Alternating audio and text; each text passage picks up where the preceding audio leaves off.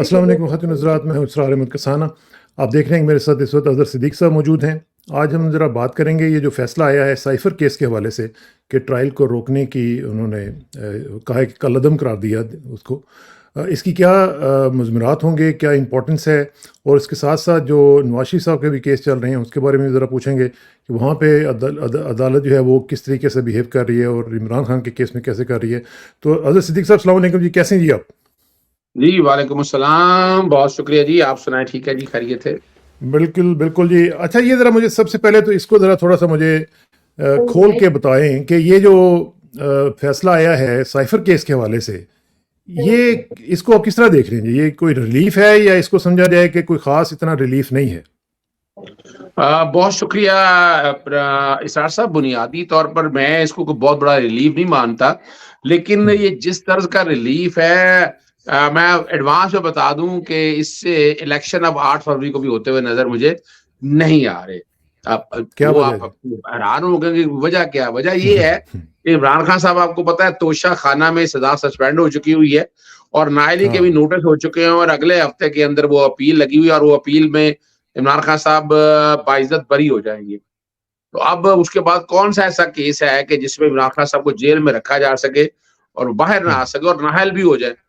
تو وہ یہ والا کیس ہے کہ جس میں آپ کو پتا ہے اسلام آباد ہائی کورٹ کے جو جناب جسٹس اپنا عامر فاروق صاحب، جن پہ ہمارے بہت سے اعتراضات ہیں، اور جس طرح انہوں نے عمران خان صاحب کے ہر کیس کے اندر چاہے تو ججمنٹ ریزرو کر لیتے ہیں، جہاں وقت ضائع کرنا کہیں گے، اور الٹیمیٹلی آ کر معاملے جو ہے نا کسی ایسی دہائش پہ آ جاتے ہیں، وہ اپنا ایک اور رخ اختیار کر جاتے ہیں. انہوں نے اس کیس کے another day to day trial چلانے کا حکم دیا تھا، اور بڑی مزدار بات ہے، ایک فوجداری جج جو نا اس کو تو سمجھ میں آتی ہے بات کہ ضمانت اور کواشمنٹ اس کا اکٹھا فیصلہ کر دیا انہوں نے. وہ بھائی کواشمنٹ کے پرنسپل اور ہیں، ضمانت کے پرنسپل اور ہیں. وہ آلریڈی چیلنج ہے سپریم کورٹ میں. آج یعنی پاکستان کا جو کہ آپ کو پتا ہے اس وقت ٹائم ذرا بدل چکا ہوا ہے، تو اس لیے آج جو ہیئرنگ یہاں اپنا چلے گی آج سپریم کورٹ میں، اس میں ضمانت اور اخراج مقدمہ والا معاملہ جو ہے، اور ساتھ ساتھ فرد جرم عائد نہ ہونے کا، یہ بھی تینوں معاملات پینڈنگ. اور شاہ محمود قریشی کی بھی امید ہے کہ سپلیمنٹری میں آ جائے گا، نہیں آئے گا تو وہ 7 لاکھ کے نوٹسز ہو جائیں گے اس میں، اور بات چلے جائے گی اگلے ہفتے میں. لیکن ساتھ ساتھ جو ہے ان بٹوین اب واقعی حکومت آرام سے بیٹھے گی نہیں. نگران حکومت ہے، کام الیکشن کرانا ہے، لیکن سارے کے سارے وہ کام کر رہی ہے کسی طرح سے پاکستان تحریک انصاف کو بیک کارنر پہ لے جایا جائے. وہ بھی اپیل فائل کر دیں گے اور معاملہ آ جائے گا اس بینچ کے سامنے. جو بینچ سپریم کورٹ میں وہ موجود ہے جناب جسٹس سردار طارق مسعود صاحب کا. جسٹس سردار طارق مسعود صاحب بہت سے تحفظات ان کے حوالے سے بھی موجود ہیں. ان کے بارے میں بھی یہی ایک امپریشن یا اوپینین جو ہے آ رہا ہے کہ شاید سیاسی طور پر یہ بہتر نہیں سمجھتے. یہاں لندن میں بھی باتیں ان کے جو قریبی رفقا ہیں جو لوگ ہیں وہ بات کرتے ہیں، اور اسی طرح سے پاکستان کے اندر بھی یہ باتیں ہوتی ہیں کہ ایک دور میں کہیں پاکستان مسلم لیگ نون کے قریب کوئی اس طرح کی باتیں کہی جاتی ہیں.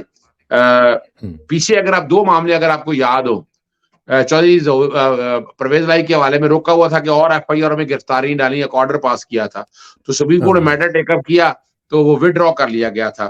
اس طرح پشاور کے اندر گرفتاریاں روکی گئی تھی، وہ آرڈر بھی وڈرا کر لیا گیا تھا.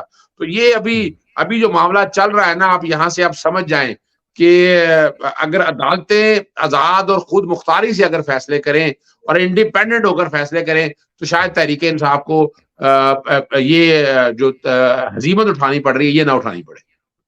لیکن اظہر صاحب، اس میں آپ نے یہ جو بات شروع میں کہی کہ اگر یہ اس طرح کا جو فیصلہ آیا اسے لگ رہا ہے کہ الیکشنز جو ہے پھر نہیں ہوتے ہوئے نظر نہیں آ رہے آپ کو، تو اس کو ذرا تھوڑا سا سمجھائیں کہ کیسے یہ ممکن ہوگا. کیونکہ چیف جسٹس جناب قاضی فائز عیسیٰ صاحب واضح طور پر کہہ چکے ہیں کہ اگر کسی نے شکوک و شبہات کرنے کی کوشش کی الیکشنز کے اوپر تو وہ تو پھر مسئلہ خراب ہو جائے گا.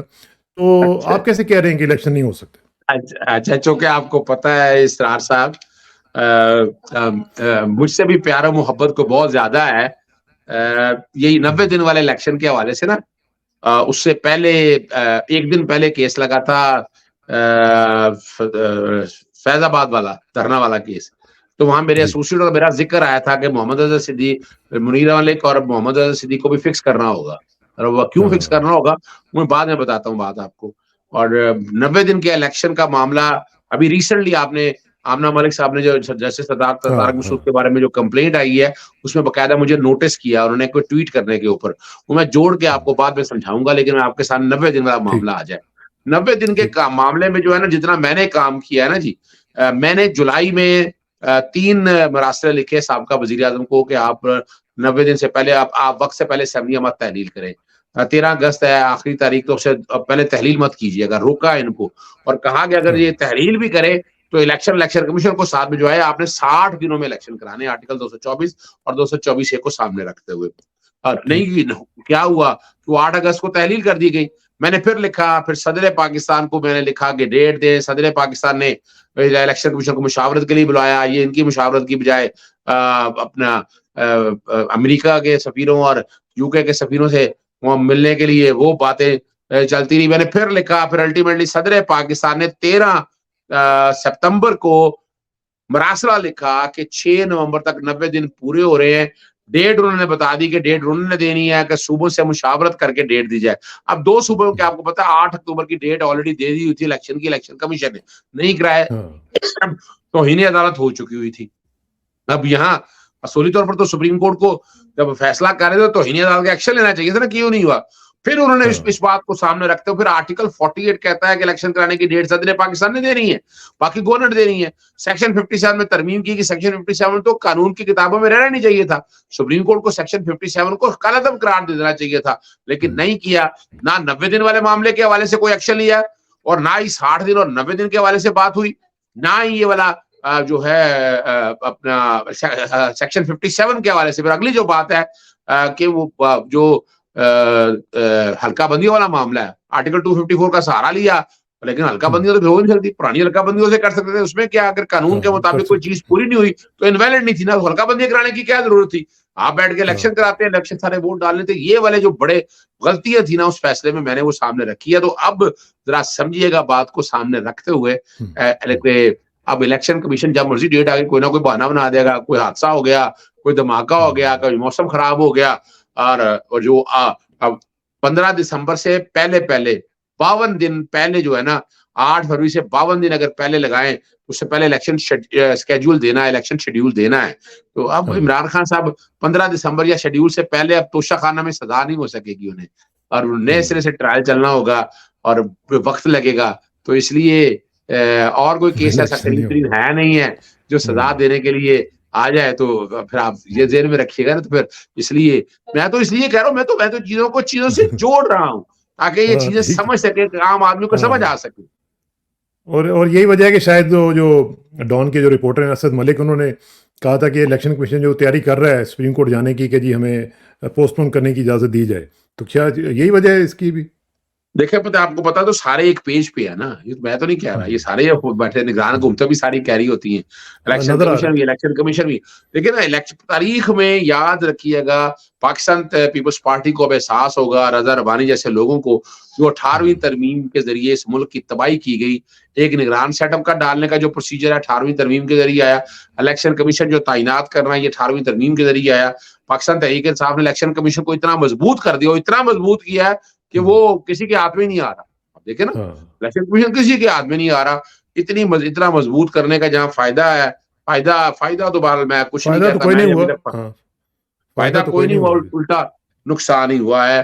اور پھر اب دیکھیے گا نا, یہی الیکشن کمیشن تھا, اس نے عمران خان کے اگینسٹ پروویڈنٹ فنڈنگ والا کیس جس طرح ٹیک اپ کیا, جس طرح یہ توشہ خانہ والا میٹر ٹیک اپ کیا, یوسف رضا گیلانی یا باقی کیس ابھی تک ڈیسائیڈ نہیں ہو سکے. پھر یہی وہ الیکشن کمیشن ہے, توہین الیکشن کمیشن کے حوالے سے, زبان بندی کے حوالے سے یہ معاملے لے کر چل رہا ہے. تو کیا پوچھیں گے میرے سے آپ؟ تو پھر یہ چیف جسٹس صاحب آپ کو کیوں فکس کرنا چاہ رہے ہیں؟ یہ بڑی زبردست بات آپ نے پوچھ لی ہے. تاریخی طور پر بات ہے, آپ کو یاد ہے کہ میں جو کہ پبلک انٹرسٹ کرتا ہوں اور اکاؤنٹیبلٹی پہ یقین رکھنے والا آدمی ہوں, میں نے جسٹس قاضی فائز عیسیٰ کے جو پراپرٹیز کی ڈیٹیلیں ہیں جو ان کی مسز کے حوالے سے, چونکہ میں ٹیکس قوانین کو بھی سمجھتا ہوں, میں نے وائبرنٹ ہو کے یہ بات کہی کہ نہیں, ان کا احتساب ہونا چاہیے. ان کے ذہن میں شاید یہ ہے کہ وہ فیض آباد دھرنا یا اس کانٹیکس میں چیزوں کو انہوں نے ابھی کیا کر لیا. اگر وہی بات دیکھیں کہ فیض آباد دھرنے میں جو ججمنٹ دی تھی اس پہ امپلیمنٹیشن ابھی آج تک ہو گئی نہیں ہو سکی ہے. اب میں وائبرنٹلی آج بھی میں کہتا ہوں, میں آج بھی تقاضا کرتا ہوں, آپ کے پروگرام سے تقاضا کرتا ہوں, یہ منی ٹریل تو دینا. ان کی مسز کے حوالے سے وہ پیسہ کہاں سے آیا, پراپرٹیز کیسے خریدی, یعنی وہ چیپٹر تو کلوز کر دیا آپ نے عدالتوں ججز کے فیصلے کے مطابق, لیکن ایک سوال تو آج بھی موجود ہے.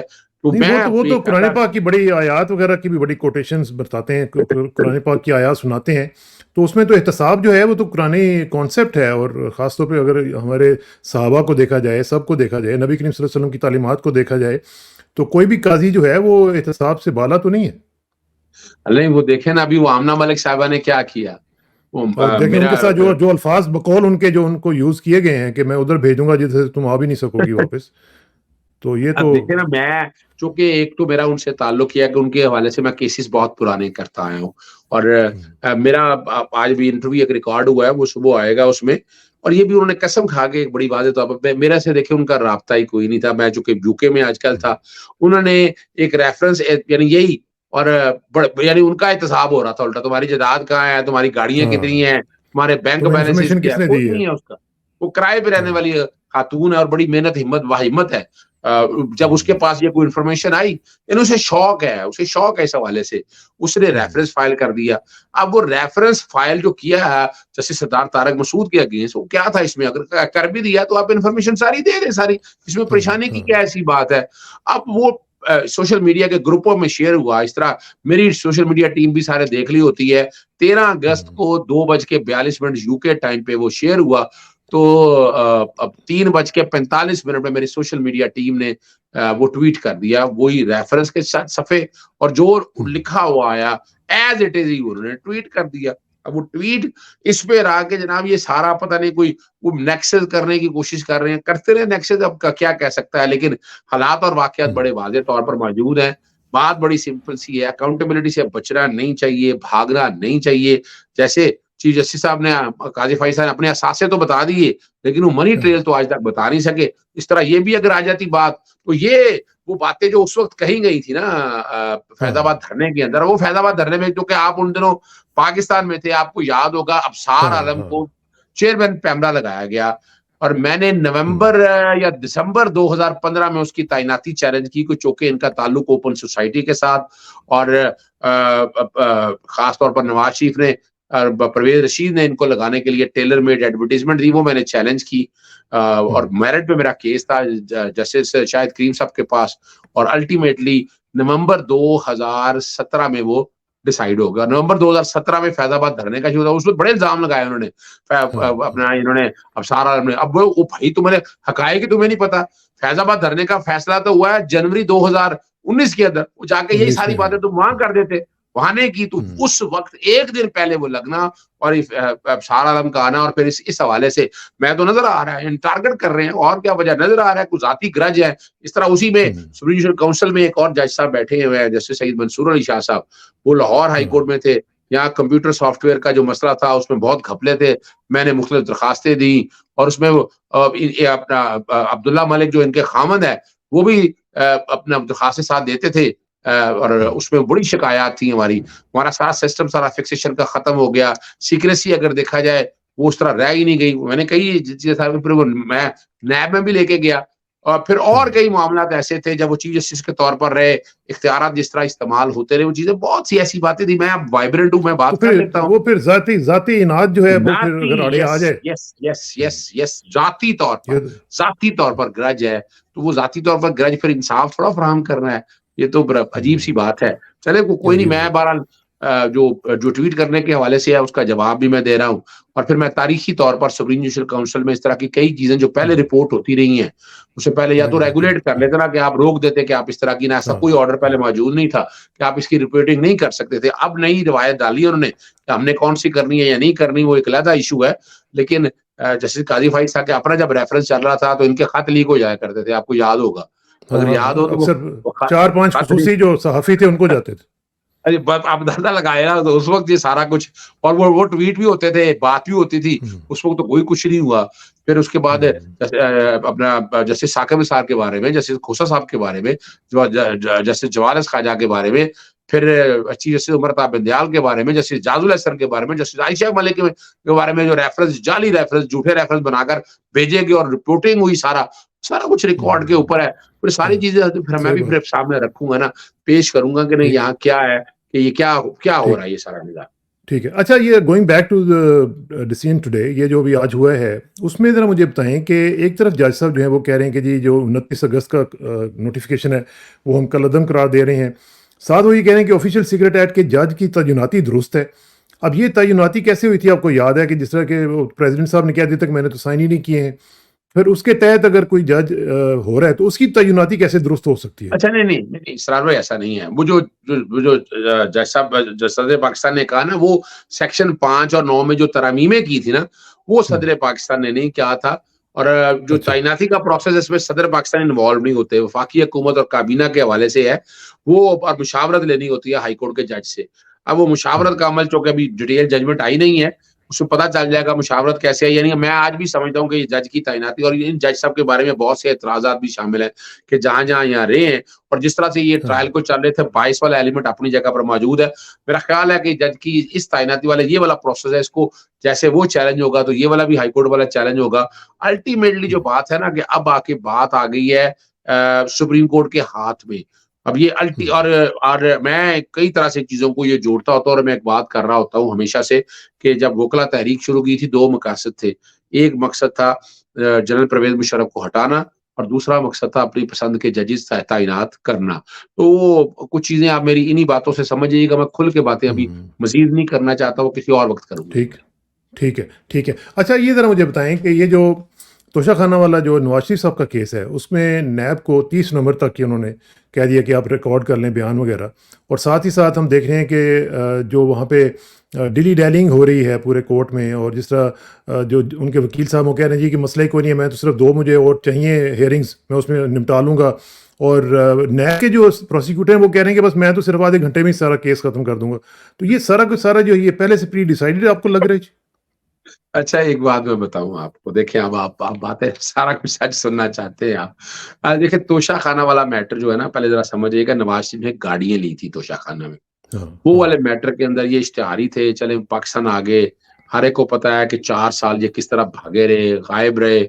اور یہ جو بات آپ کر رہی ہیں, یہ اپیلیں چل رہی ہیں اسلام آباد ہائی کورٹ کے اندر, ایون فیلڈ کی اور العزیزیہ کی. ایک میں 10 سال سزا ہے اور ایک میں 7 سال سزا ہے, اور ایک میں جو سزا سسپینڈ ہو چکی ہوئی تھی, سزا سسپینڈ ہونے کے بعد یہ ملک سے بھاگے, واپس نہ آئے تو اشتہاری ڈکلیئر ہو گئے. العزیزیہ میں 8 ہفتے کے لیے ضمانت ملی تھی ان کو, بجائے وہاں سے اجازت لینے کے انہوں نے اپلائی کیا کہ مجھے ملک سے باہر جانا دے. رپورٹیں جو بھی ملی آپ لوگوں کے سامنے ہیں. لاہور ہائی کورٹ میں آئے, وہ کنڈیشن لگائی انہوں نے کہ 7 ارب یا 5 ارب کے قریب چھوٹی دیں, شور پڑا کہ مر جائے گا, یہ ہو جائے گا, وہ ہو جائے گا. وہ چھوٹی کی جگہ 50 روپے کا اسٹیمپ پیپر بنا, اور 50 روپے کے اسٹیمپ پیپر نے لاہور ہائی کورٹ میں, اس میں تحریک انصاف کا کوئی قصور نہیں ہے. 50 روپے کے اسٹیمپ پیپر کے اوپر اجازت دے دیجیے گی, اور کہا گیا 4 ہفتے میں آ جائے. کبھی اسلام آباد لاہور ہائی کورٹ نے آج تک وہ کیس ہی فکس نہیں کیا, فکس کر کے بلاتے ان کو. اور یہ میں چونکہ ہمارے ہاں ناقدین کم ہے نا, ان کو زیادہ ڈر لگا رہتا ہے ججز سے, میں ذرا کھل کے باتیں کر لیتا ہوں, تو میں اس لیے اس میں بھی کھل کے بات کرتا ہوں کہ یہ بھی دیکھا جائے کہ سسٹم کا لاڈلا جو ہے وہ نواز شریف ہی ہے. بتانے کا مقصد یہ ہے کہ جو عمران خان کے دور کے اندر ہی جو کہا جاتا تھا کہ اگست 2018 کے اندر حکومت آئی, اور اپریل 2019 میں عمران خان کے خلاف جو حکومت کے حوالے سے رابطہ ہو گیا تھا, خواجہ آصف کہتے ہیں نومبر 2019 میں کی بات کرتے ہیں, اسی وقت 3 ہفتے کے لیے گئے تھے. اب یہ اشتہاری ڈکلیئر ہو گیا, عدالتوں نے اپیلوں میں اشتہاری ڈکلیئر کر دیا. اب جب اشتہاری ڈکلیئر ہو گئے ہیں اور سزا یافتہ ملک سے باہر جب چلا جائے, بات تو پھر کوئی بنتی نہیں ہے نا. آپ نے بھیج دیا, آئے پاکستان واپس آئے تو اشتہاری تھے, جیل میں جاتے پھر زمانتیں آتی. پنجاب کی نگران حکومت, جو نگران پنجاب کی حکومت ہے, نگران کا کوئی کنسرن نہیں ہے, انہوں نے سزا سسپینڈ کر دی. ادھر سے پہلے ضمانتیں دے دی گی, بعد میں کہا گیا جو مختار خاص, یہ بھی میں نے پوائنٹ اٹھایا تھا, مختار خاص کا بھی میں نے پوائنٹ اٹھایا تھا کہ مختار خاص ایک اشتہاری کا دیا نہیں جا سکتا. وہ اس لیے میں نے پوائنٹ اٹھایا تھا کہ کل کسی وقت یہ جنرل پرویز مشرف کے کیس میں بھی اٹھنا ہے کہ وہاں بھی ایک مختار دیا گیا تھا, تو اشتہاری مختار کیسے دے سکتا تھا. تو وہ کمال کی بات یہ ریلیف دینے کے بعد کہا کہ مختار اب تو دیا نہیں جا سکتا, بات ختم ہوگی, اور وہ سب ہنسی خوشی رہنے لگے. ان کو ججمنٹ سسپینڈ کر دی, اور الٹیمیٹلی اب وہ کہتے یہی ہیں. آپ کو یاد ہے کہ وہ کہا کرتے تھے کہ جسٹس قاضی فائز کے دور کا ذکر کیا کرتے تھے اور کہ ان کا دور کے اندر یہ ساری چیزیں ہوں گی, پتہ نہیں وہ کہا کرتے تھے. ابھی دیکھیں آپ کے سامنے ہے کہ کیسز لگ چکے ہوئے ہیں. نیب ان کی اپنی ہے, نیب ویسے تو اس پر جنرل صاحب اپوائنٹ ہیں, تو انہیں کی اپنی ہوئی نا جی, سمجھا کریں آپ اس بات کو. کل لاسٹ ٹائم بھی پتا آپ کو نیب نے کہہ دیا ہمیں کوئی اعتراض نہیں, باہر آ جائے, کوئی پتہ نہیں ہے. نیب اپیل میں آ کے کہہ دیا کہ یہ جیسے کہا نہیں کہ آدھے گھنٹے میں ہم دلائل کمپلیٹ کر لیں گے, وہ کورٹ نے کہا نہیں ہم بڑھا دیں گے. یعنی نظر یہ آ رہا ہے کہ وہ بیٹھ کر اس بات کو نا اگلے ہفتے کے لیے گیا ہے. وہ کہہ رہے ہیں آدم تاڑر نے ابھی انٹرویو دیے ہیں کہ 8 فروری سے پہلے یہ نہیں کہا انہوں نے کہ 8 فروری سے الیکشن ہو جائیں گے, انہوں نے کہا 8 فروری سے پہلے نواز شریف بری ہو جائیں گے سارے کیسوں کے اندر. اس کا مطلب کیا ہوا کہ یہ تو 15 دسمبر سے پہلے کام ختم ہونا چاہیے تھا الیکشن شیڈیول آنے کے حوالے سے. تو اس کا مطلب یہی نظر آ رہا ہے کہ ہر چیز طے شدہ ہے. اب کون کیا ہو رہا ہے وہ آپ سمجھ سکتے ہیں. اس طے شدہ میں ایک چیز جو ہم نے کل دیکھی, وہ آپ نے بھی دیکھا ہوگا, انٹرویو جو ہوا ہے ان کے سابق شوہر کا, بشرا بی بی کے سابق شوہر خاور مانیکا صاحب کا. اس انٹرویو کو آپ کس طرح دیکھ رہے ہیں جی, اس کی کیا امپورٹنس ہے؟ دیکھیں میں نا اس کو میں نے بلکہ نا اس کے اوپر ایک ٹویٹ بھی میں نے کیا تھا. میں چونکہ فرح شہزادی میری موکلا بھی ہیں, کلائنٹ بھی ہیں, میں ان کے کیسز کو دیکھتا بھی ہوں, بڑی باریکی سے میں سارے معاملات کو لے کر چل رہا ہوں. اور بہت سی چیزوں کا مقصد دیکھیں کیا ہے, قوم کو سچ بتانا ہے کہ سچ کیا ہے. میں نے اس پہ وہ شعر لکھا تھا, میں پڑھ دیتا ہوں. ہم سے پوچھو چمن پہ کیا گزری, ہم گزر کر خزاں سے آئے ہیں. اور میں یہ کہا, میں نے کہا جی ہم دعا گو ہیں کہ اللہ تعالیٰ کسی کو بھی ایسے حالات کا سامنا نہ کرے جس کا سامنا خاور مانکا کو کرنا پڑا. ایک شخص طلاق کے بعد سابقہ بیوی کی کردار اور پاکیزگی کی قسم کھاتا ہے پہلے, اور نہ جانے کس بربریت کا شکار ہوتا ہے, اور اس کے بعد اس کے کردار پر کیچڑ اچھالتا ہے. اللہ تعالیٰ اس قوم کو مزید پستی میں گرنے سے پناہ دے اور ظلم کرنے والوں کو ہدایت دے. اب یہاں بڑی سمپل سی بات ہے کہ شاہ زیب خانزادہ نے ایک باکردار خاتون کے بارے میں الزامات لگانے سے پہلے تو بات ہے جب وہ نہیں آ رہی تھی, انہیں پروگرام نہیں کرنا چاہیے تھا, چونکہ یہ کریکٹر اسیسینیشن ہو رہی ہے سارے مسئلے کے اندر. کریکٹر اسیسینیشن کے حوالے سے, اور خاور مانکا اتنا اہم آدمی تو نہیں ہے اس کے لیے نیشنل چینل فراہم کر دیا جائے. آپ نے اگر کرنا بھی تھا تو کوئی دوسرا سے نہیں آتا تو کرنے کی کیا ضرورت ہے, کیوں کیا ضرورت ہے, آپ وائی. تو پھر جب سوال آپ اٹھائیں گے پھر لوگ باتیں تو اس طرح کی کریں گے. اب آپ اس طرح کے انٹرویو جتنے بھی ہیں نا, دیکھیں شاہ زیب خانزادہ نے بھی پروگرام کر دیا, خاور مانکا نے بھی یہ بات کر دی, چلے عمران کے خلاف اور میٹیریل اکٹھا ہوگا, الیکشن تو کرا دینا یار. جو کرنا آپ کر لیں. اس انٹرویو کی کوئی حیثیت نہیں ہے, ردی کی ٹوکری میں پھینکنے والا ہے.